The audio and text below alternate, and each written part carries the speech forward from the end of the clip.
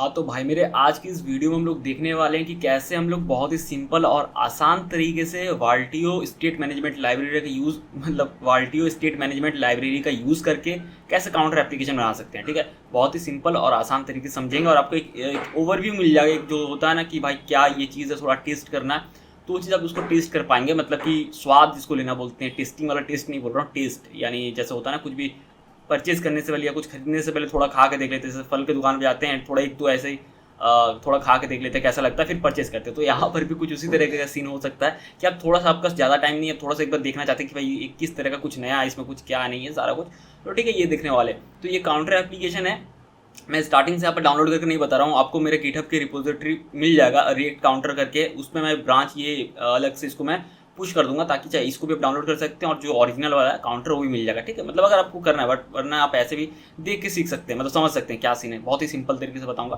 तो ये counter application है, बट ये वर्किंग फेज पे नहीं है, मतलब कुछ भी ये सब सारा कुछ नहीं स्टैटिक है, मतलब कुछ भी इंक्रीज डिक्रीज रीसेट कुछ भी नहीं हो रहा है। तो चलिए जल्दी से जाते हैं और बनाते हैं। अच्छा है भाई, सब कुछ स्टार्ट करने से पहले हम लोग को इंस्टॉल करना पड़ेगा पैकेज, जो तो मैं भूल ही गया था। और टर्मिनल पे जाते हैं और यहाँ पे बस आपको लिखना है, अगर आप यार्न यूज़ कर रहे हैं, एनपीएम यूज़ कर रहे हैं तो एनपीएम इंस्टॉल लिखिए वाल्टियो। मैं यार्न यूज़ कर रहा हूँ तो मैं लिखता हूँ यार्न ऐड वाल्टियो। ठीक है, काफ़ी सिंपल है और आपको इंटर प्रेस कर देना है। हाँ तो भाई मेरे यहाँ पे हमारा वाल्टियो जो पैकेज मैनेजर था वो इंस्टॉल हो चुका है। तो अब इसको मिनिमाइज़ कर देते हैं। ठीक है, तो मैं कीबोर्ड से कंट्रोल जे प्रेस करता हूँ, मिनिमाइज़ हो गया। सोर्स फोल्डर के अंदर जाते हैं और यहाँ पे जाते हैं काउंटर पे, counter.jsx पे जाते हैं और यहाँ पे क्या करते हैं, थोड़ा सा नीचे आते हैं। ठीक है, तो सबसे पहले हम लोग अपना स्टोर क्रिएट करेंगे। तो स्टोर क्रिएट करने के लिए कैसे करेंगे, काफ़ी सिंपल है। इन दोनों को मैं यहाँ कॉलेप्स करता हूँ क्योंकि इनका कोई यूज़ नहीं है अभी। हाँ, तो कैसे करना है, तो सिंपली आपको इंपोर्ट कर लेना है। तो मैं लिखता हूँ इंपोर्ट, और किससे इंपोर्ट करना है, सिंपली वाल्टियो इंस्टॉल किया था ऑब्वियसली भाई, वाल्टियो पैकेज मैनेजर जो भी पैकेज उससे हम लोग इंपोर्ट करेंगे। क्या इंपोर्ट करेंगे, प्रॉक्सी। ठीक है, तो प्रॉक्सी जो यहाँ पर है, प्रॉक्सी को हम लोग इंपोर्ट करेंगे यहाँ पे इस तरीके से। ठीक है, प्रॉक्सी यहाँ पर हमने प्रॉक्सी को इंपोर्ट कर लेना है। तो भाई मेरे ये जो हमने इंपोर्ट किया प्रॉक्सी, ये सिंपली फंक्शन है, तो हमें सिंपली इस प्रॉक्सी फंक्शन को इंपोर्ट कर लेना है वाल्टियो से। और हम लोग को अपना स्टोर क्रिएट करना है जिसमें कि हमारे स्टोर का स्टेट होगा। ठीक है, अब स्टोर को हम लोग यहाँ पर अभी के लिए यहाँ पर क्रिएट कर रहे हैं, बट बाद में हम लोग इसको अलग एक फाइल पे बना देंगे। ठीक है, तो मैं यहाँ पे लिखता हूँ कॉन्स्ट स्टोर इस तरीके से, और यहाँ पे लिखते हैं प्रॉक्सी इस तरीके से। प्रॉक्सी अब भाई फंक्शन है तो ऑब्वियसली इसको हम लोग कॉल ही करेंगे और तो कुछ कर नहीं सकते। तो इस तरह से इसको हम लोग कॉल करते हैं और इस फंक्शन के अंदर आपको ऑब्जेक्ट पास करना है जिसमें कि आपके स्टोर का स्टेट होगा, जो भी आपका डेटा होगा कहने का मतलब। ठीक है, तो यहाँ पे जैसे हमारा काउंटर एप्लीकेशन है तो भाई सिंपली काउंटर होगा जिसका मैं इनिशियल वैल्यू 0 दे देता हूँ। ठीक है, ये हो गया, हमने स्टोर क्रिएट कर लिया। अब देखो, अब हम लोग इसको अब सेकंड पे आते हैं, कैसे हम लोग इसको रीड कर सकते हैं, कैसे हम लोग इसको एक्सेस कर सकते हैं। ठीक है भाई मेरे, तो अभी क्या करते हैं, यहाँ पे अपने हम लोग कंपोनेंट के अंदर जाते हैं और उसके लिए अगर आपको कोई भी डेटा को रीड करना है तो सिंपली आपको यूज स्नैपशॉट हुक को इंपोर्ट करना है। ठीक है, तो यानी यहाँ पे यूज़ स्नैपशॉट हुक, ये देखो ऑटोमेटिक यहाँ पॉपअप में आ गया। मैं यहाँ पर इंटर प्रेस करता हूँ, यूज़ स्नैपशॉट मैंने यहाँ पे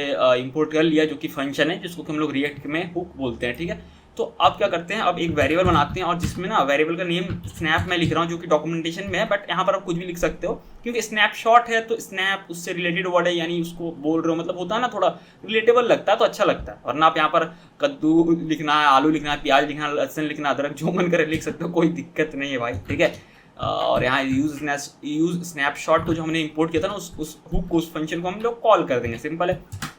अब क्या होगा ना, चलो देख लेते हैं, बस कौन सा लॉक करके देख लेते हैं भाई इसमें आ क्या रहा है। ठीक है, क्योंकि पता चलेगा ना अपने को। तो स्नैप वेरिएबल में हमने क्या किया, यूज स्नैपशॉट हुक को कॉल करके स्टोर कर लिया। ठीक है, भाई क्या आ रहा है, एरर आ गया, कोई बात नहीं कोई बात नहीं। हाँ तो भाई मेरे यहाँ पे एरर आ गया, बट आपको घबराना नहीं है भाई, क्या हो गया नहीं हो गया। ठीक है, तो थोड़ा सा सिंटेक्स थोड़ा सा यहाँ पे चेंज है, मतलब यूज स्नैपशॉट हुक में जो कॉल करेंगे ना, इस पे हमें अपना स्टोर को पास करवाना है, जो कि हम लोगों ने करवाना भूल गया था। ठीक है, तो यहाँ पर सिंपली स्टोर लिख देते हैं, तो हमारा जो स्टोर था ना उसको हम लोग यहाँ पे पास करवा देंगे, जो हमने क्रिएट किया था ये स्टोर। ठीक है, ये स्टोर जो हमने क्रिएट किया था ना, मतलब स्टोर जो हमने ये क्रिएट किया प्रॉक्सी फंक्शन के अंदर ऑब्जेक्ट पास करके, और उस स्टोर को हमने स्टोर करवा किस पे, स्टोर वेरिएबल पे। ठीक है, वेरिएबल का नेम कुछ भी हो सकता है, तो इस वेरिएबल को हमें जस्ट पास करवा देना है यूज स्नैपशॉट में। इसके बाद जब आप यहाँ पे करोगे कंसोल लॉग तो आपको देखो दिख जाएगा। ठीक है, वैल्यू देखो काउंटर इसका 0 दिख रहा है ना, तो बस वही था। तो इसको हम लोग अब कंसोल लॉग को हटा देते हैं और यहाँ पे क्या करते हैं, हमारा जो काउंटर का वैल्यू है यहाँ पे सिंपली हम लोग लिखते हैं स्नैप डॉट काउंटर। ठीक है, इस तरीके से लिखते हैं और सेव करते हैं, तो अभी देखो 0 दिख रहा है। ठीक है, क्योंकि यहाँ पे जो अभी काउंटर का वैल्यू 0 था, अगर हम लोग यहाँ पे चेंज कर देंगे, जैसे यहाँ पर अगर मैं देता हूँ 11 लिख देता हूँ, तो सिंपली अपडेट हो जाएगा ये 11, स्टोर में जो वैल्यू रहेगा वो यहाँ पे हम लोग को शो हो जा रहा है। ठीक है, अब फ्रेंड्स हम लोग यहाँ पे और एक चीज़ क्या कर सकते हैं, इस तरीके के सिंटेक्स को थोड़ा हम लोग और अच्छे से बना सकते हैं। वो कैसे, हम लोग यहाँ पे डी स्ट्रक्चरिंग कर सकते हैं, नहीं तो बार बार लिखना पड़ेगा ना स्नैप डॉट इस तरीके से। तो हम लोग सिंपली उससे हम लोग डी स्ट्रक्चरिंग कर ले रहे हैं। स्नैप के अंदर से काउंटर आ रहा है ना, तो ये क्या करेगा कि काउंटर के वैल्यू को एक वेरिएबल बना देगा काउंटर नेम से, उसमें उसका वैल्यू को रख देगा। ठीक है, तो हम लोग को बार बार नहीं लिखना पड़ेगा snap dot counter, snap dot increase, snap dot decrease. ठीक है, तो ये हो गया। आप चलो देख लेते हैं, यहाँ तक तो हमारा हो गया कि भाई कैसे वैल्यू को एक्सेस कर सकते हैं। अब देख लेते हैं कैसे हम लोग एक्शन बना सकते हैं। ठीक है, तो एक्शंस को मैं बाहर बनाता हूँ, ऐसे मैं कमेंट देता हूँ कि एक्शंस, और यहाँ पर एक्शन बनाते हैं जैसे कॉन्स्ट इंक्रीज तो ऑटोमेटिक आ ही जा रहा है, इंक्रीज काउंटर। ठीक है, जस्ट ये फंक्शन होगा, एरो फंक्शन देते हैं, आप नॉर्मल फंक्शन भी यूज़ कर सकते हो, कोई दिक्कत नहीं है। कॉन्स्ट डिक्रीज काउंटर, ठीक है, कॉन्स्ट इंक्रीज बाई।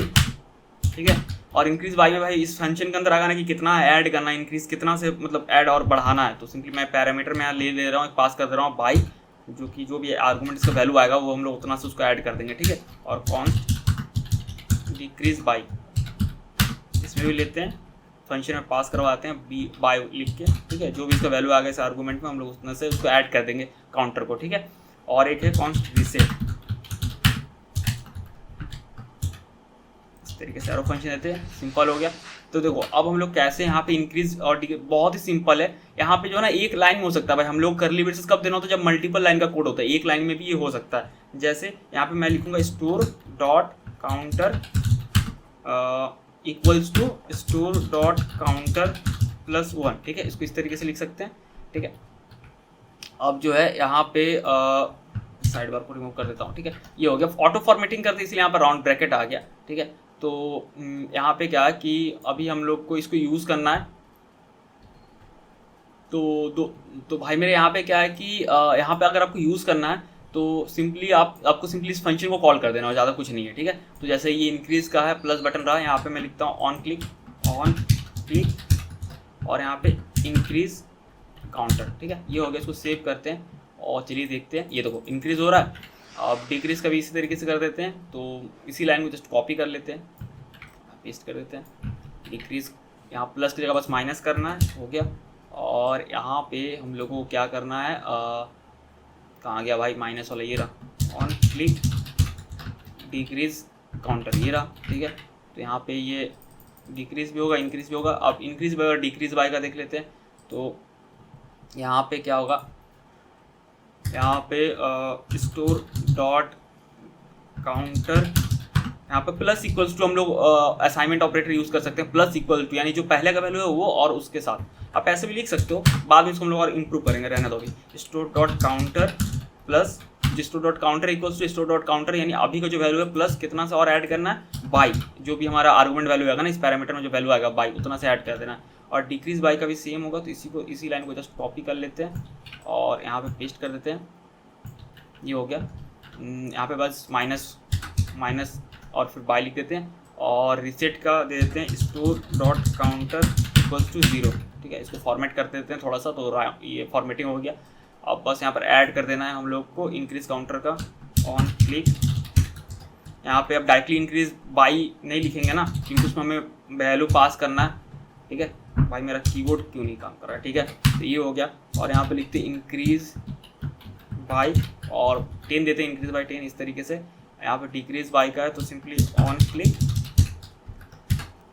इस तरीके से एरो फंक्शन देते हैं, एक एनोनिमस एरो फंक्शन, यानी बिना नाम वाला एरो फंक्शन, डिक्रीज बाई 10। और एक आता लास्ट में रीसेट का, तो यहाँ पे देते हैं ऑन क्लिक, यहाँ पे रीसेट डायरेक्टली ऐसे दे देंगे तो चलेगा। भाई क्या हो गया, अरे कीबोर्ड भाई काम कर जा, क्या हो गया,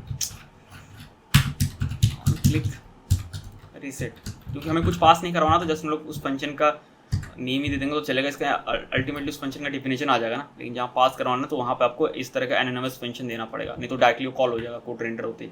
ठीक है, ये तो प्लस कर रहे हैं, माइनस हो रहा है। ठीक है, इंक्रीज बाई 10 कर रहे हैं, इंक्रीज बाई 10 हो रहा है, डिक्रीज बाई 10 कर रहे हैं, डिक्रीज बाई 10 हो रहा है, रीसेट कर रहे हैं, रीसेट हो जा रहा है। ठीक है, ये सारा कुछ हो गया। तो ये था काउंटर एप्लीकेशन। बस थोड़ा सा ना कोड को इंप्रूव कर देते हैं, थोड़ा आपको जावास्क्रिप्ट का भी यहाँ एक्स्ट्रा नॉलेज हो जाएगा, तो यहाँ पे जो store dot counter equals to store dot counter plus 1 लिखा है, तो इसको हम लोग ऐसे भी लिख सकते हैं प्लस इक्वल्स टू 1, ठीक है, बात बराबर है। अगर हम लोग लिखते हैं प्लस इक्वल्स टू 1, यानी कि जो पहले का वैल्यू होता है, यानी store dot counter equals to store dot counter plus 1, वही बात बराबर हो जाता है, मतलब एक ही बनता है। तो यहाँ पर हम लोग लिख सकते हैं माइनस इक्वल्स टू 1, ठीक है, फिर भी ये काम करेगा, बट यहाँ यूआई में आपको कुछ नया नहीं दिखेगा, बट कोडिंग के परस्पेक्टिव से आपका कोड शॉर्ट हो जाएगा, ज़्यादा अच्छा रीडेबिलिटी मेंटेन कर पाएंगे, आपको समझ में आएगा, और बहुत कम लाइन में आपका कोड हो गया ना। इसको अगर और शॉर्ट करना है तो आप ऐसे लिख सकते हो, इसको मैं यहाँ से हटाता हूँ, जो ऑपरेटर होता है जावास्क्रिप्ट का, आपका क्या बोलते हैं उसको, इंक्रीमेंट ऑपरेटर, ठीक है। तो इस तरीके से प्लस प्लस हम लोग दे सकते हैं, यहाँ माइनस माइनस, ठीक है। तो इसका वही मतलब होता है एक्चुअल में, ये तो हो रहा है ना, ठीक है। तो इसका सिंपली वैल्यू जो है ये इंक्रीज हो जाएगा, ठीक है।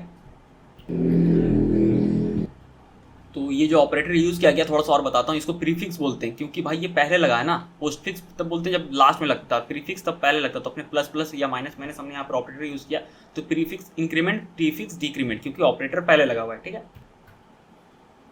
तो भाई मेरे ये था, और यहाँ पर भी हम लोग चेंज कर सकते हैं, जैसे प्लस इक्वल्स टू हम लोग लिख सकते हैं भाई, यानी वही सेम मतलब हो जाएगा, store dot counter equals to store dot counter plus जितना भी आएगा वैल्यू आर्गूमेंट में उतना, ठीक है। तो जस्ट यहाँ पर हम लोग वही कर सकते हैं, माइनस इक्वल्स टू इस तरीके से। तो कोड को हम लोग थोड़ा और शॉर्ट बना सकते हैं और ज़्यादा क्लीन बना सकते हैं, कहने का मतलब, ठीक है। और हमारा कोड उसी तरीके से वर्क करेगा, सब कुछ सही, ठीक है। तो इस तरीके से, तो आशा करता हूँ भाई मेरे आपको समझ में आ गया होगा कि वाल्टियो स्टेट मैनेजमेंट में हम लोग कैसे मतलब कैसे यूज़ कर सकते हैं बेसिकली, और कैसे एक सिंपल सा काउंटर एप्लीकेशन बना सकते हैं बहुत ही आसान और सिंपल तरीके से, ठीक है। और चीज़ जो बताना भूल गया वो मैं यहाँ पर इंप्लीमेंट करके नहीं दिखा रहा हूँ, बट कोई बात नहीं, ऐसा आपको समझ में आ जाएगा, बहुत बेसिक सी चीज़ है कि अगर इसको हम लोग सिंपली क्या करते थे कि इन सारे कोड को हम लोग एक स्टोर नेम के फाइल में लोग स्टोर करा देते हैं। अच्छा बता ही देता हूँ भाई, मतलब पूरा कंप्लीट हो जाएगा ना, मैंने वो किया ही नहीं स्टोर, हालांकि बहुत लोगों को पता है स्टोर, अरे यार क्या हो गया, स्टोर डॉट जेएस,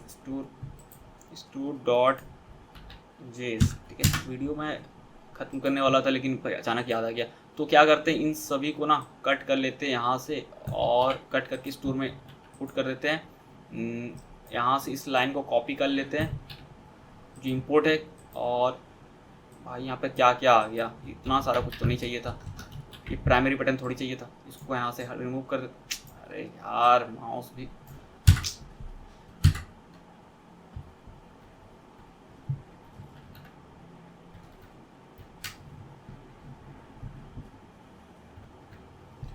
तो भाई थोड़ा सा कीबोर्ड मेरा ख़राब है, ठीक है, इस वजह से ऐसा हो रहा है, खैर जो भी हो। तो यहाँ पे क्या करते हैं, यूज़ स्नैपशॉट को रिमूव करते हैं, बस हमें यहाँ प्रॉक्सी चाहिए ना, क्योंकि स्टोर क्रिएट करना है, ये स्टोर क्रिएट हो गया। और इसको हम लोग नीचे जाते हैं, यहाँ लिखते हैं एक्सपोर्ट डिफ़ॉल्ट स्टोर, ठीक है, इस तरीके से। और बाकी इन सभी को एक्सपोर्ट करना है तो मल्टीपल सिलेक्ट करते हैं, यहाँ पे कॉन्स्ट को सिलेक्ट कर लो और कंट्रोल डी प्रेस करते रहो। यहाँ आगे आप क्या करते हैं, अरे यार हाँ, अब लिखते हैं एक्सपोर्ट, सब में एक्सपोर्ट हो गया भाई, एक ही बार में हो गया ना, बार बार नहीं लिखना पड़ा। इसको सेव करते हैं और यहाँ बस प्रॉक्सी को रिमूव करते हैं, बट क्योंकि हमें प्रॉक्सी यहाँ चाहिए नहीं, रुको भाई रुको, यहाँ पर मैं फिर से कंट्रोल जेड करता हूँ, और ना क्योंकि इसलिए मैं कंट्रोल जेड यहाँ पे कर दिया ना, क्योंकि भाई प्राइमरी बटन भी साथ में कॉपी या कट हो गया था, तो फिर से आ गया, बस यहाँ से ये स्टोर पर करता हूँ, ठीक है। तो कुल मिला के बात है, स्टोर का जितना पोर्शन था, यानी कि इंपोर्ट और स्टोर और जो भी एक्शन, इसको हमने यहाँ पे ला दिया, इसको यहाँ पे ला के यहाँ से एक्सपोर्ट कर दिया, बस अब यहाँ पे इंपोर्ट करना है, और यहाँ से प्रॉक्सी को रिमूव कर देते हैं, क्योंकि भाई हम लोग यहाँ पे स्टोर थोड़ी ना बना रहे, ठीक है। और बस यहाँ पे हम लोग सारा अपना एक्शन को इंपोर्ट कर लेते हैं, इंपोर्ट ऑल एक्शन फ्रॉम कहाँ से, ./स्टोर से, और यहाँ पे इंपोर्ट कर लेते हैं increase counter, increase buy, decrease counter, decrease आ जाए पॉपअप में, डिक्रीज बाय, और एक रीसेट, उसको फॉर्मेट कर लेते हैं। ये हो गया हमारा, बस इतना ही करना था, कुछ खास है नहीं। उसको सेव करते हैं, बस चेक कर लेते हैं, भाई एरर आ रहा है, कोई बात नहीं, स्टोर इज नॉट डिफाइंड। अच्छा हमें स्टोर भी चाहिए था, ठीक भाई, स्टोर भी चाहिए था। अब देखो स्टोर क्योंकि हमारा डिफॉल्ट एक्सपोर्ट हुआ है, तो हम लोग कर्ली ब्रेसेस के अंदर नहीं लिखेंगे, हम लोग ऐसे लिखेंगे स्टोर, ठीक है, और फिर कॉमा देके अपना जो बाकी एक्सपोर्ट हुआ है वो सारा कुछ, ठीक है। तो यहाँ पे एक बार फिर से रिलोड करते हैं, देखते हैं क्या आता है। तो भाई मेरे यहाँ पे आ चुका है और सब कुछ सही से वर्क कर रहा है, इंक्रीज बाय, डिक्रीज बाय, ठीक है, रीसेट, ठीक है। तो आशा करता हूँ आपको ये वीडियो समझ में आ गया होगा। फिर मिलते हैं हम लोग अगले वीडियो में किसी और टॉपिक के साथ, किसी और